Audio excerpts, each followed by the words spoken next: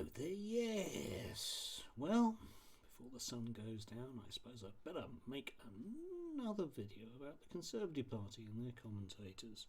Today's Telegraph has Fraser Nelson, who's insisting that all is not lost, and with great new ideas, the Conservative Party can come bouncing back at next year's possible election. I say possible because I'm absolutely convinced that this particular party, if they can get away with it, will manufacture a crisis which means that they don't have to have an election, which would solve all of these problems. However, let's assume that we do, and we end up with an extremely right-wing Labour Party who do manage to appeal to big business whilst bringing in some modicum of reform, which was of course the most dangerous thing in the world. Some modicum of reform.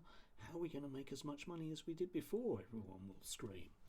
Anyway, what are these brilliant new ideas that Fraser appears to believe are on the horizon? Well, for a start, the picture they're using on the piece is of Jordan Peterson. And if your brilliant new ideas are, let's pretend that it's 2016 all over again and somehow this mentally ill person is relevant, then you're already onto a loser.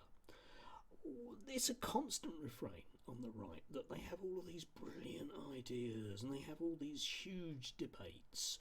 And Fraser himself, talks about the weekend conference coming up, the battle of ideas, and they're going to be knocking things out and they're going to be thinking about things and it'll all work out. But we know what it'll be, right? It's tax cuts and deregulation. That's it. Alright, that's always it. It's always just tax cuts and deregulation and knocking minorities, because you can always scapegoat them, because when you have the vested power of all of the British non-dom billionaire media owners, you can get away with that, yeah? I mean, today's announcement that Boris Johnson is going to GB News, like anyone really cares anymore. Again, it's not 2016 and it's certainly not 2020 anymore. The 80-seat majority is being whittled down by rape allegations. Let that one sink in. And everything has that feeling of John Major's last days. Now, if you want the British public to trust and invest in the Conservative Party and really to have some new ideas, then genuinely have some new ideas. But you can't, because you're stuck. You're stuck with the notion somehow that neoliberal politics, that Hayek somehow magically just is right, and we just need to give some slightly more money to the uber wealthy and everything will work out. And the longer you grip on, to that particular sinking lifeboat, the worse it'll become, because people aren't there anymore. And you can clamp down on them, you can call for protests once again to be stopped, but you've actually then got to fund a police force to do it, haven't you? Isn't going to happen. Public opinion has moved, and if you're reliant on basically turning out the vote for 25% of people in the home counties, you will be in permanent opposition for a very long period of time, just like after John Major. And that's fine, if you like, that's fine. But then you have to find a way of coming back again.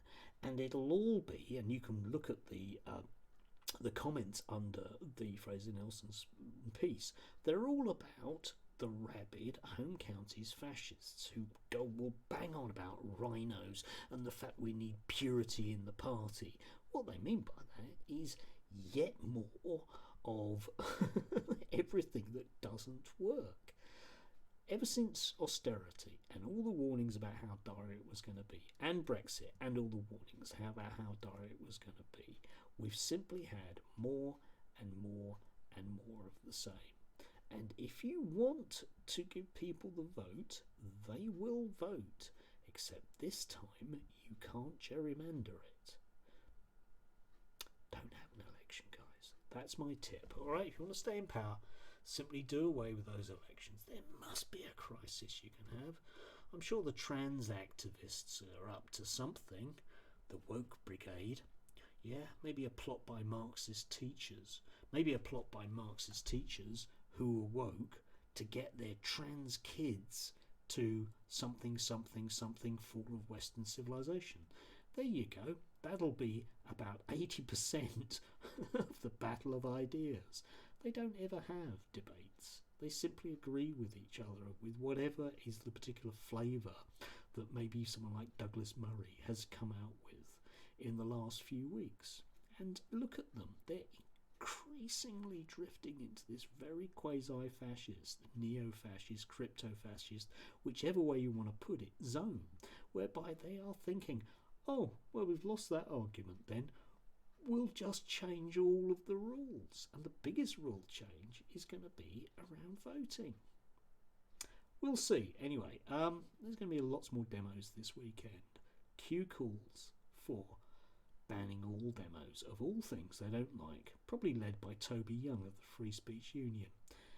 And they really can't see that the rest of us can just point at them and wonder what on earth they're doing. Anyway, do have a lovely rest of the Friday.